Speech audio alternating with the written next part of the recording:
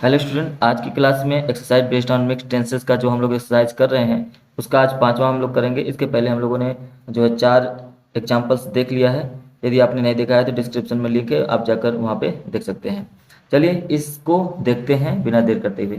सबसे पहले कह रहा है डे बाय डे, मतलब दिन बे दिन। मतलब ये है कि डे बाय डे लगने से हमको ये पता चल जा रहा है कि जो काम हो रहा है वो प्रेजेंट टाइम की बात हो रही है कि दिन पे दिन क्या हो रहा है। आगे pollution, day by day pollution dash a very serious problem in our country.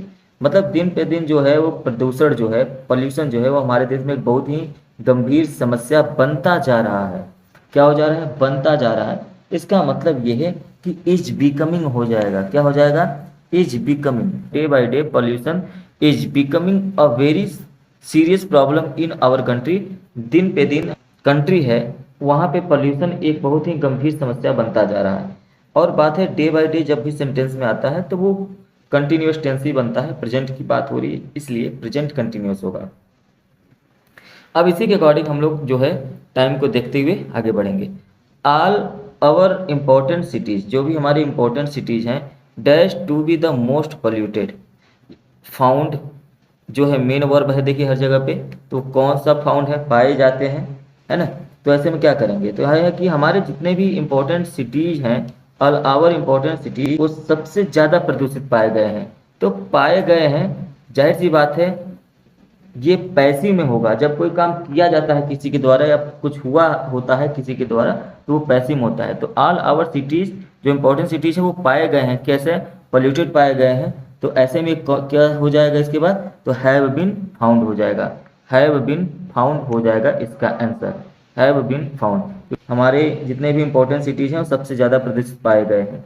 अब इसके अलावा भी कहा जाए कि जो स्मॉलर इंडस्ट्रियल टाउन्स हैं, स्मॉलर इंडस्ट्रियल टाउन्स है वो भी आल्सो पोल्यूटेड, वो भी क्या है? पोल्यूटेड हैं। इसका मतलब यहाँ पे एक वर्ब आएगा, इज आएगा कि एम आएगा कि आर आएगा कि विल भी तो नहीं होगा। इज एम आर में से आएगा, एम भी नहीं होगा, आई के साथ आता है इज या आर। तो यहाँ पे देखिए क्या है? स्मॉलर इंडस्ट्रियल टाउन्स प्लूरल में है, इसका मतलब यहाँ पे आर सही हो जाएगा। तो यहाँ पे क्या कर देंगे? आर कर देंगे।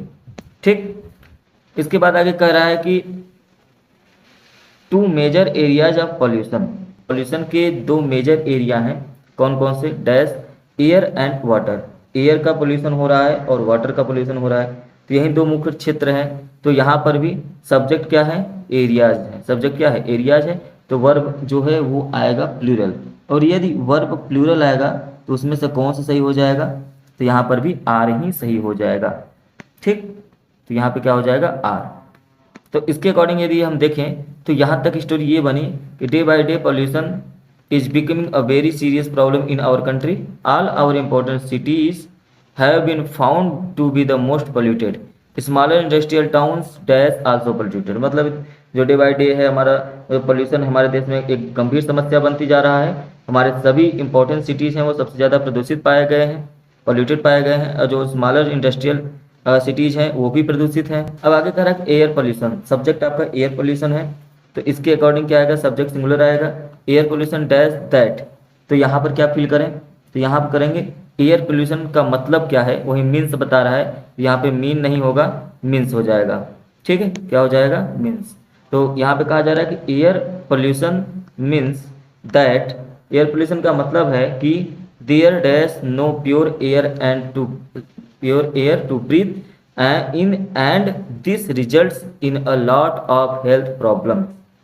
मतलब ये कि एयर पोल्यूटेड का मतलब ये होता है, एयर पोल्यूशन का मतलब ये है कि सांस लेने के लिए शुद्ध हवा नहीं है ना। No pure air to breathe. उसके बाद कहा जा रहा है कि और न इसके जो परिणाम स्वरूप है, इसका जो रिजल्ट है वो बहुत सारी समस्याओं को जन्म दे रही हैं। तो इसके अकॉर्डिंग यहाँ पे इज एम आर होगा। एम तो कट जाएगा, एम तो आएगा नहीं। अब बात यह है कि इज आए कि आर आए कि हैज बीन आए। तो इसके अकॉर्डिंग आप देखेंगे तो आराम से यहाँ पे सही हो जाएगा इज, है ना। आर आएगा नहीं, आर नहीं आएगा क्योंकि दिए। अब यहाँ पे क्या है? यहाँ पे आपका सिंगुलर सब्जेक्ट है तो वर्ब भी आपका सिंगुलर हो जाएगा। एम आएगा नहीं, आर आएगा नहीं, हैज बीन होगा नहीं। तो यहाँ पे बचा क्या? इज होगा। इसलिए यहाँ पर ये सही हो जाएगा। ठीक है, उम्मीद है कि आपको ये क्लास समझ में आया होगा। ये एक्सरसाइज समझ में आया हो तो आप इसको लाइक कर सकते हैं, शेयर कर सकते हैं। चलिए मिलेंगे नेक्स्ट क्लास में। Thank you, have a nice day.